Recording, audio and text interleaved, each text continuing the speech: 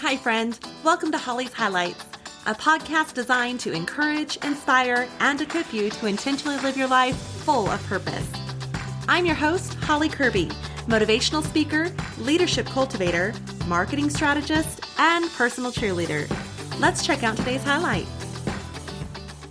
As we come to the end of our series on embracing hope through our heartaches, I'm so thankful for each of our guests who have come on and shared a little bit more about their stories. And as we conclude, today we have a very special guest indeed who has just captured my attention with her story. And I'm so thankful for her time coming on. Her name is Kelsey Kindle, and she's a mom of three, a wife, and a multiple sclerosis activist. So I'm just going to dive right in and welcome you, Kelsey. Thank you so much for joining us on Holly's Highlights today. Yes, no problem. Now, if you don't mind just walking us back to the beginning. So what took place that led to the heartache that you've walked through? It was a Wednesday. I was heading back from an appointment. My thumb was still numb. It had been numb all day, but I didn't think anything of it. Then all of a sudden, I was heading to the ER because I thought, okay, this has been kind of feeling weird all day. And with MS, sometimes little things lead to bigger things, and then it leads to even bigger things. So I thought, well, it is just my thumb, but you know what? I might as well go get it checked out. It's been all day. And then right then, as I was driving, I started feeling really hot, really salivating, like you're going to be sick. You're like, okay, this isn't right. So I pulled over and I was like, oh, okay, I feel like I'm going to be sick. So I called my husband. And I'm like, I don't know what to do. I feel so sick. I'm on my way to the ER. And he's like, you need to call 911. Now, mind you, where I had pulled over was probably 3 minutes from the ER. So I could see it. And I was like, oh, wow, I'm almost there. He's like, You sound like you've had a bottle of pills and drank a bottle of whiskey. Because what happens sometimes is your speech will slur with MS. It's just anything can happen with MS, really. And so I'm on the phone. I called dispatch and I'm like, hi, I'm really sorry to bother you guys. I'm so close to the ER, but I need a ride. And thank goodness I did, because the ambulance showed up. They put me on the stretcher. They pushed me in the back of the ambulance. And I'm, oh my gosh, freaking out. I'm like, oh, I'm 31. I'm this. I threw up outside of my car. Should I move my car into a parking spot? And they were like, it'll be okay. We'll handle it. We got it. Where are your keys? I said, they're in the ignition. They're like, okay, we'll get it. We'll put it with your wallet. No big deal. And then I went black for 4 days. I don't remember anything after that. So thank goodness I did not continue to drive. Right. I mean, even just 2 or 3 minutes and then having to wait in the waiting room and blacked out or passed out. So that was kind of what started into the next 2.5. No, I was about 6 weeks. I was in the hospital. So once I got to the hospital, my husband got there, my mother-in-law got there. My parents live in Missouri, so they have no idea of what's going on at the moment. So they're running all the tests and the MRIs and the blood work and everything. And they are all chalking it up to an MS flare-up, which is just, like when you have a sore throat and then you have another symptom that pops up and another symptom and you're like correlating all of them together. That's what they were doing with my MS. They're like, oh, well, that's why she can't this and that's why she can't that. And it's just MS. So nobody thought stroke. MS can mimic stroke-like symptoms. So after 4 days, and that's when I was starting to decline. I wasn't able to talk. I wasn't able to walk. I couldn't really move. I wasn't moving around much in the bed. I was able to follow people with my eyes, and that was about it.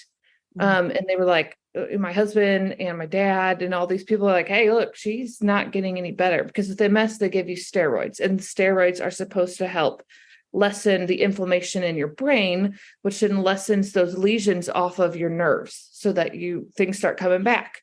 So that's what they were thinking in those 4 days. And when I wasn't reacting and I was getting worse, they were like, okay, what's going on? And I think the moment that everyone started to really think, oh my gosh, is the speech therapist came in my room to give me ice chips. And she gave me an ice chip, and I was just supposed to swallow the ice chip. No big deal. Crushed it up, swallow it. Well, it got stuck in my airway, and I wasn't able to pass it, to swallow it. So I'm sitting there, and my mom and my dad and my husband can see that I'm kind of struggling.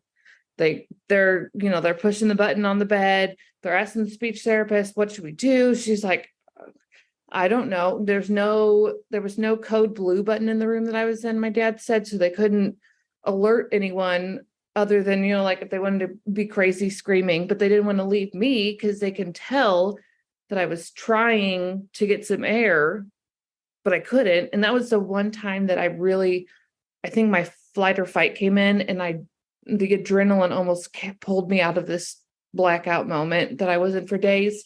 And I ended up getting sick over everyone, threw up the ice, my medicine from the morning. Okay. But I was able to get that breath, and then I was blacked out again. I don't remember anything again.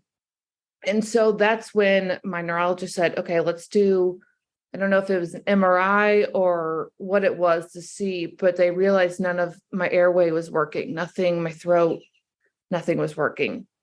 So that is when they decided, okay, we're going to take her down to the ICU of this local hospital here in my town. And they were still doing blood. They were still trying to do testing and stuff. And that's when a nurse came in after about 4 hours of me being in the ICU. So she said, we're going to transfer her to St. Vincent's. And there's the top neurologists are there for the state and this and that. And they were like, oh, okay, like my husband is, I'm sure it was a whirlwind for him too. Sometimes it's easy to forget about the other people of like, oh yeah, you kind of went through that with me. Maybe not like in the bed, but I mean, when they say, oh, they're going to transfer her and it's a top-notch neurologist team, and he's probably thinking, well, I've only had maybe one incident MS-wise since I was diagnosed in 2019. So neither of us really knew what could we expect.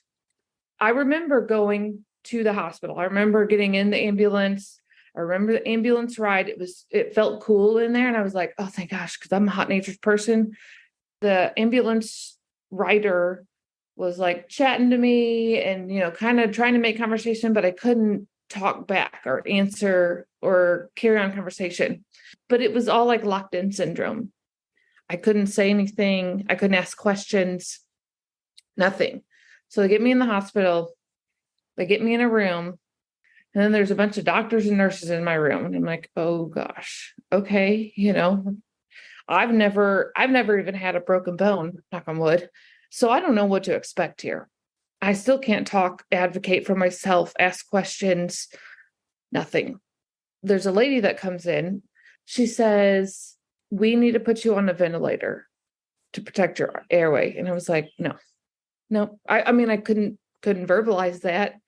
But all that I could think about was in 2020, a lot of people are being put on ventilators.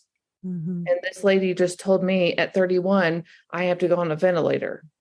From there on, I didn't hear anything else she said. I didn't want to hear anything else she said. I just was shaking my head. No, no. So they went above me and called my parents, because at the time my husband and I weren't married. So I had no other than them, my guardians. So at 1 o'clock in the morning, imagine getting a phone call halfway, across a couple states, your daughter needs to be put on a ventilator. So that was probably. So you were diagnosed with multiple sclerosis in 2019, correct? And yes. Then when was that this episode took place? This was May of 2022. Okay. Crazy. So in result, you're put on a ventilator. Is that kind of the next step? For how many? 9. Wow. You have a wedding coming up, right? So we're back in 2022 and your wedding was scheduled for. Well, we didn't have a date, but we ended up getting married in October of 2022. Okay. So this is a lot of information you were having to grasp and deal with. And so you're coming out of the, let's fast forward a bit for our listeners, of coming out of that, being on the ventilator. What took place next? What did they find out had happened? Was it a part of the MS or was it something different? They didn't know. They still don't know. My neurologist calls me an anomaly. And how long did it take then from coming off the ventilator to being able to go home? I was there for till June 15th. Wow. So probably like a month and a half or so. And that was just doing physical therapy. I mean, I had to relearn how to do everything that you teach your children growing up, when they're toddlers, and you teach them how to walk and you teach them how to feed themselves. And, but they had to teach me how to breathe and talk at the same time, like be able to, as you're talking, because it was really, my breathing was very labored when I first came off the tube. I don't know if it was everything. They kept saying, because when I woke up from being intubated, my entire left side of my body was paralyzed. And they didn't know if that was going to be permanent, if that was going to be temporary, some of it was going to come back, some of it wasn't. And I would describe my right side as being drunk. I could move it, but it was like, I couldn't control, find, it wasn't pretty. So a lot of therapy, a lot. So those had to be some of the initial hurdles you were facing: therapy, learning how to breathe and talk and walk. What other hurdles did you find yourself facing? In the beginning, after they took me off the ventilator, they had obviously taken me off all of my medication, and I am on an antidepressant. So when I didn't have that, I just cried a lot. And it was really hard for me mentally to like accept, okay, here's where I am. And here's where I may be. I might not ever, I mean, I wouldn't say that I could walk again. And I had the hope always, but there was still some doubt of like, wow, this might not be a thing for me anymore. Like I will be 31 in a wheelchair forever. Yeah. Now you mentioned a key word there, hope. So how did you embrace hope through all of this, through the MS diagnosis back in 2019, all the way up to all of this that was happening that was so out of the blue, it seemed, and then also so intense? How did you embrace hope through all of this? I would say that my husband and my kids were a lot, and just seeing the little progress that I was making when I was making it. The therapists were really great cheerleaders. They were great therapists too, some of the best, but just, seeing other patients in the hospital hallway walking for the first time. Like yesterday they were using a walker and today they're not. And I'm like, you know what, if they can do it, I can do it. Yeah. And then I kind of was thinking, okay, if I can do it, and these other people, because you would walk down the hallway a bunch or practice with the walker or whatever, but it was down the hallway so people could see you. So I'm like, maybe I can be a little bit of hope for them, because I was probably one of the youngest people in the they call it upstairs on the therapy floor. And a lot of these people are in their 60s, 70s, 80s, and they're just like, I just want to go home. I'm done. Like, they don't care. They're like, whatever. But it's like, just to keep going. And that was probably my other thing, was I was only 31. Yeah. Like this was not how my life was going to end, So young, so young. But I love that. I love how you see the opportunity to exhibit that hope to others. And I think that's so important. And part of why we're doing this series also, of embracing that hope through our heartaches, of realizing that we can learn from one another. And it's never a comparison of battle wounds or those scars, but more of an opportunity to encourage one another and to cheer each other on of, you got this. And the road might look a little different for each one. It will look different for each one, but we can still inspire and encourage and help equip those along the way. So I love that perspective that you chose to embrace on that. Now, what did this journey look like for you and those around you as you come home, as you went through the physical therapy, going into getting married then? What did this journey look like? My husband was there probably every day if he could. It was about an hour drive from our house. So he would drive, pack his little lunchbox, because I think he got tired of the cafeteria food. So he packed his lunchbox. But him and his grandma were here on the days that my dad had come up to stay with me, because my dad was there. Visitors were able to come in at 9:00 and he was there at 9:01 with his lunchbox and his water bottle ready to go.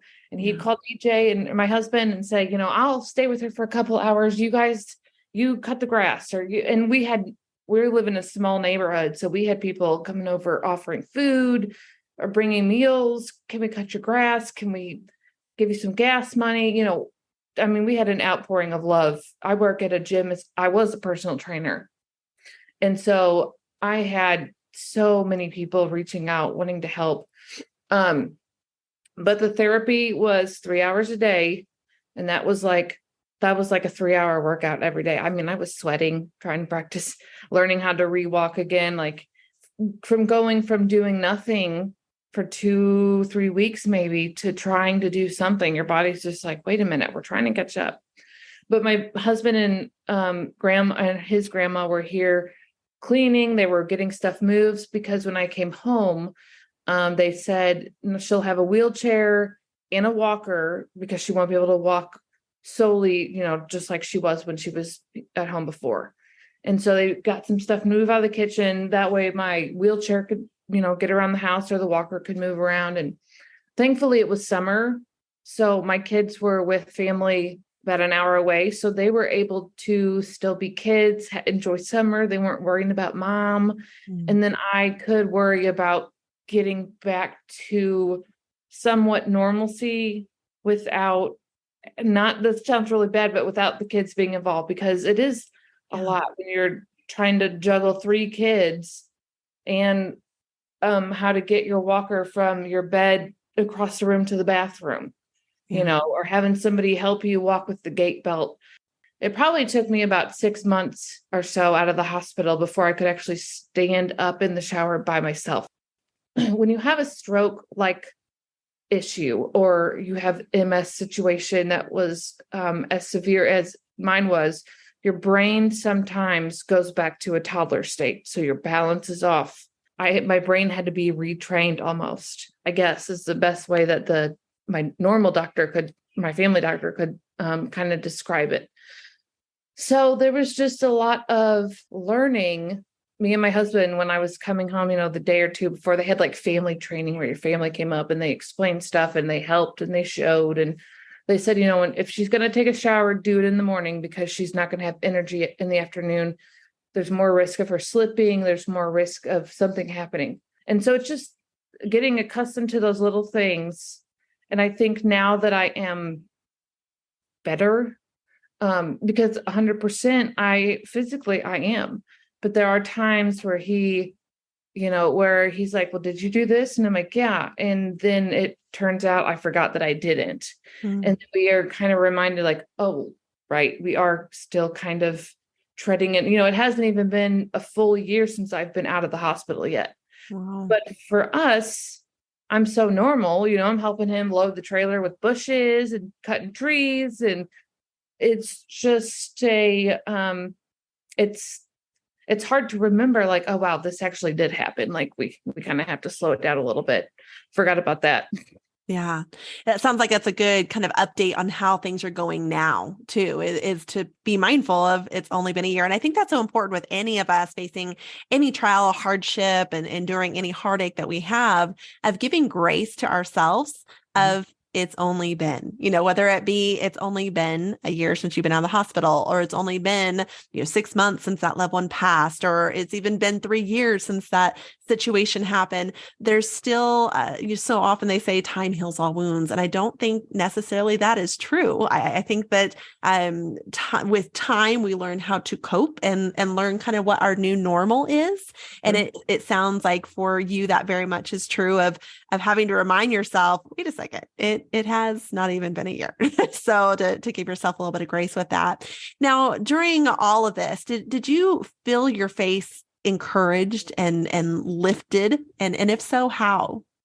I would say that I was kind of lukewarm when it came to faith during all this, or before and during all this. And actually the hospital that I went to, they would have chaplains that would come in every couple of days. They would say prayers. I think I was kind of mad. I was like, it's so great and so wonderful and everything's so good. And oh my gosh, just pray about it. But I'm laying here in this hospital bed paralyzed. I can't even get up to go to the bathroom. how am I supposed to praise you right now? Like, I know praise you in the storm and all this and that. How? But I think also I was just so focused on trying to get better. So I think I was trying to find that go-getter when I was down and out. So I got married in October, walked down the aisle, no problem with my dad. They told me in the hospital before I left, they said, well, you'll be walking with a device probably for 6 months to a year, meaning a cane or a walker or something. And I'm like, this is crazy. Like, I don't need. So 3 months later, I was walking up and down the street with my mom, kind of there, not holding on to me, but just there if she needed to be there to catch me, walking by myself. It was like a toddler walking, but I was doing it without any device, like now, for instance, I walk in the mornings every morning. Usually I find myself battling with myself internally because I'm like, the old Kelsey wants me like, try and go 2 more miles. The new Kelsey's like, remember, you have to do this, this, and this at home, and you might get tired, because fatigue is probably one symptom that is just with me no matter what. So faith-wise, it has definitely increased my faith, because I wouldn't be here, I don't think, without it. I know that I wasn't leaning on it in the moment. There was so much going on, so many people, so many doctors and visitors and cards, and I'm just like, slow down. I know what's going on, but I just need a minute to really take in what's going on. And I don't think I really slowed down, because I was like, let's go, let's get out of here. Let's go.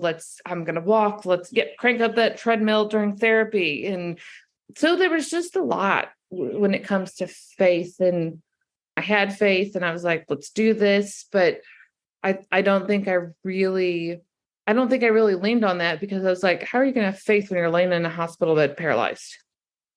Like, he doesn't always give us what we want when we want, And it was hard for me to understand that. I mean, I've been there in my life where he hasn't given me what I wanted, and I'm so glad that he didn't.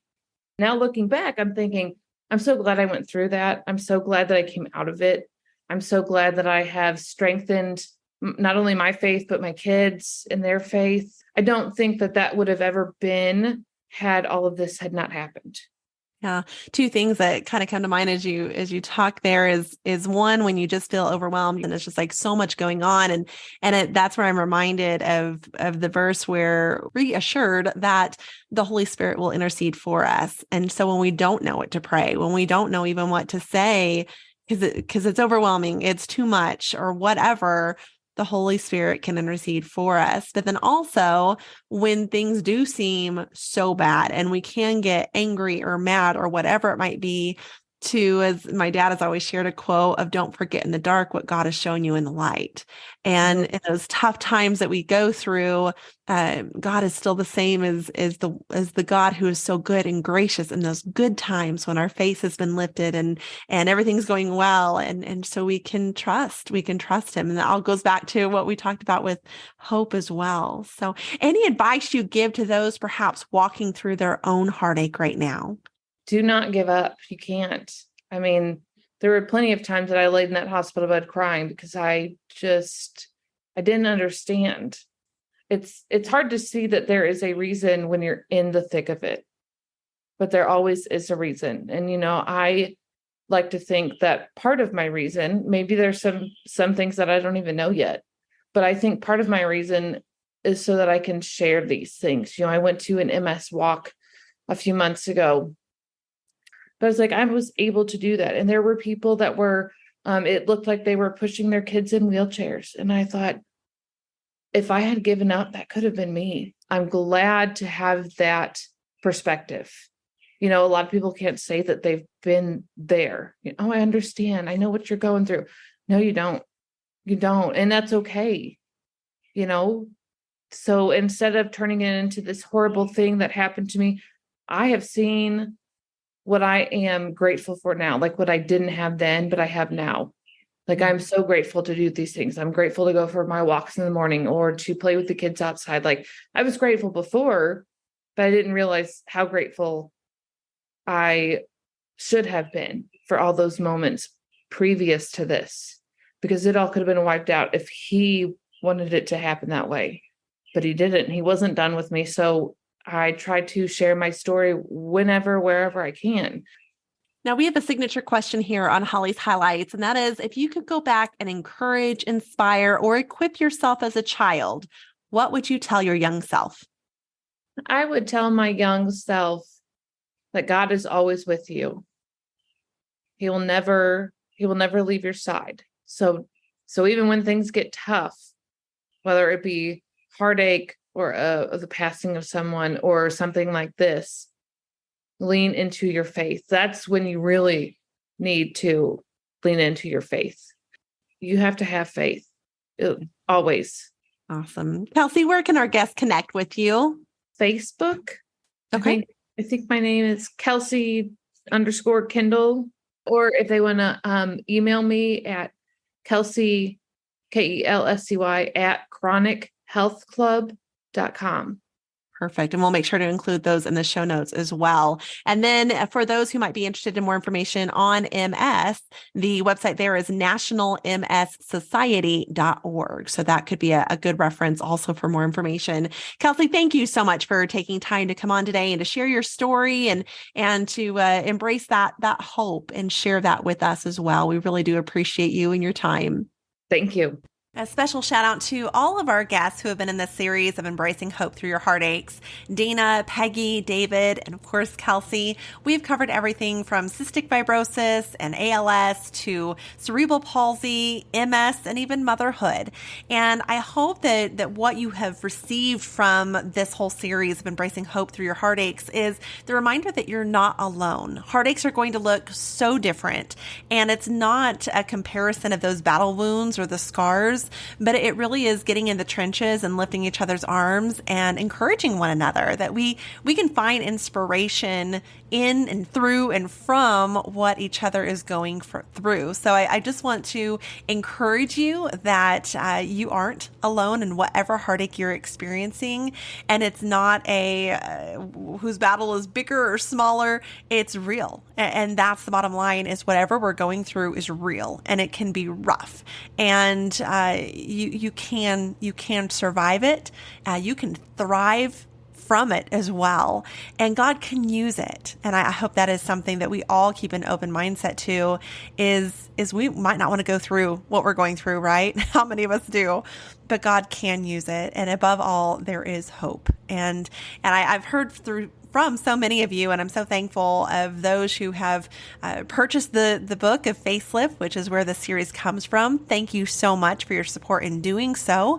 But then also thank you for just sharing with me how the book has influenced you and how you've been able to share it with others and what you've gotten from it and learned from it and grown from it. So thank you. That is such an honor.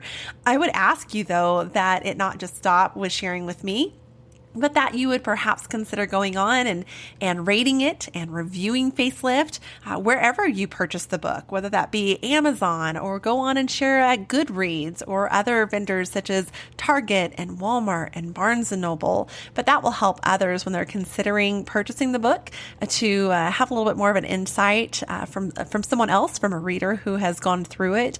And of course, that is a great reflection on the work itself, which I'm appreciative for. So thank you again. I hope that overall, this whole series has done exactly the intent of what this podcast is designed to do, and that is to encourage and inspire and equip you to intentionally live your life full of purpose. But I hope most importantly that we'll come to embrace peace and comfort, knowing that we can have hope in the one who can be the lifter of our head, resulting in, no matter what comes our way, having a total facelift. Now let's go enjoy our journey. Thank you for joining me on this journey of life. I hope that today's highlight has been encouraging, inspiring, and equipping so you can go out and live your life full of purpose. I'd be honored if you'd take a moment to leave a review, or better yet, subscribe. We can also stay in touch by joining my email list at hollycurby.com. That's HOLLYCURBY.com.